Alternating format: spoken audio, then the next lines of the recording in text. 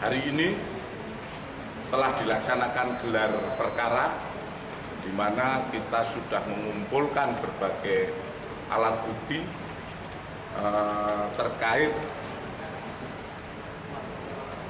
permasalahan tersebut. Kemudian dari hasil gelar perkara pada kesempatan ini kami seluruh penyidik dengan seluruh peserta gelar telah sepakat menentukan 4 tersangka, di mana 4 tersangka ini adalah kaitannya seperti kemarin saya sampaikan bahwa itu adalah terkait masalah pemalsuan, di mana pemalsuan beberapa surat dokumen untuk permohonan atas hak atas tanah, di mana kita menetapkan Saudara A selaku Kades Kohort, Saudara UK selaku Sekdes Kohort, Saudara SP selaku penerima kuasa, dan Saudara CE selaku penerima kuasa telah kita sepakat kita tetapkan sebagai tersangka, di mana diduga keempatnya telah bersama-sama membuat dan menggunakan surat palsu berupa gire, surat pernyataan penguasaan fisik bidang tanah sporadik, surat pernyataan tidak sengketa, surat keterangan tanah, surat keterangan pernyataan kesaksian, surat kuasa pengurusan permohonan sertifikat dari warga desa Kohort, dan dokumen lain yang dibuat oleh Kades Sekdes sejak Desember 2023 sampai dengan November 2024. Di mana seolah-olah oleh pemohon untuk mengajukan permohonan pengukuran melalui KJSB Raden Muhammad Lukman Fauzi tergesit, dan permohonan hak kantor pertanahan Kabupaten Tangerang hingga terbitlah 260 SHN atas nama warga Kohort. Kemudian penyidik akan segera melengkapi administrasi penyidikan dan melakukan langkah-langkah penyidikan lebih lanjut. Kemudian terkait kami juga sudah melaksanakan koordinasi dengan imigrasi untuk segera melaksanakan pencekalan kepada para tersangka. Sementara itu hasil gelar perkara dan update terkait penanganan kasus di Desa Kohort Tangerang. Pak, kan tadinya disebutkan bahwa ini sudah berkoordinasi dengan imigrasi untuk pencekalan. Apakah artinya keempat ini belum ditahan, dan apa alasan penyidik masih belum menahan keempat tersangka itu? Kan baru saja penetapan tersangka. Tentu saja kita tadi sudah sampaikan segera melengkapi Mendik, kemudian setelah melengkapi penyidik kita akan memanggil kepada tersangka, itu kan by proses ya. Pak Dir, ini kan penetapan tersangka pemalsuan. Nah, untuk yang saya lanjutkan kembali pagar laut yang membuatnya. Saya sampaikan masalah pagar laut bukan domain penyidikan terkait 263. Kami melaksanakan penyidikan terkait pemalsuan, di mana pemalsuannya itu adalah munculnya SHGB. Proses itu yang kita sidik. Jadi bukan siapa yang masang pagar laut, bukan. Ini akan dibedakan rekan-rekan media bahwa kita setelah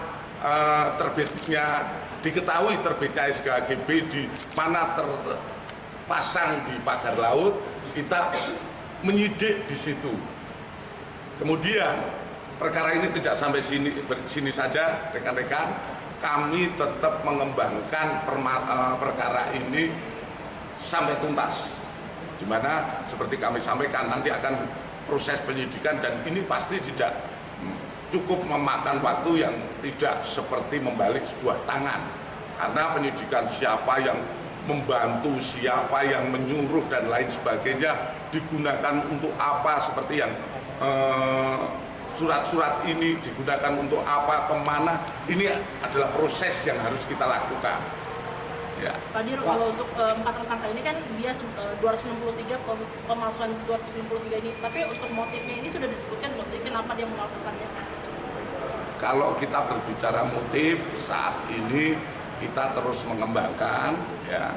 Yang jelas tentu saja ini terkait dengan ekonomi tentang motif bagi mereka.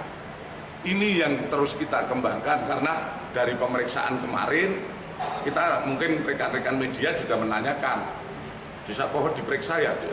Tidak saya jawab karena itu masih proses penyidikan. Kami melaksanakan konfrontir. Kami melaksanakan konfrontir antara Sekdes, Kades, dan kuasa. Di sini terjadi saling melempar. Uangnya yang ini berasal dari sini, ini dari sini, dan berputar-putar di antara mereka bertiga. Sehingga dari situ kami sudah bisa menyimpulkan kira-kira dari mereka itulah yang berusaha mencari keuntungan dari permasalahan ini. Pak, keuntungan yang didapat berapa jenderal ini? Belum bisa kita uji lebih lanjut. Karena masing-masing masih memberikan keterangan-keterangan yang berbeda-beda, saling melempar. Nah, tentu saja nanti kita dari hasil pemeriksaan lebih lanjut kita akan bisa mengetahui. Kami saat ini masih konsentrasi pada proses penyidikan pemalsuan. Ya.